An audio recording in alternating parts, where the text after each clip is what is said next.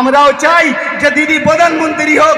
বাংলাবাসী যে জ্বালায় আমরা জ্বলছি, পশ্চিম বাংলাবাসী যে জ্বালায় আমরা জ্বলছি, টোটাল ভারতবাসী জ্বলুক।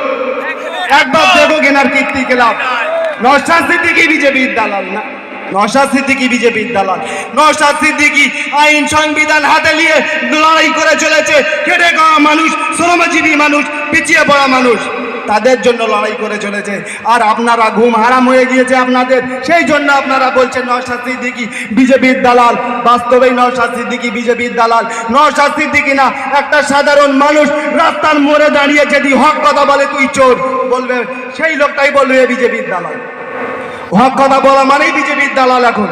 তো সেই হক কথা বলার কারণে, হক কথা বলতে গিয়ে যদি আমাদের জেল কাটতে হয়, আমরা যদি বিজেপির দালাল হয়ে থাকি, সাধারণ মানুষ কথা বলবে আগামী দিন লোকসভায় যে সত্যিকারের আমরা বিজেপির দালাল কি তোমরা বিজেপির দালাল।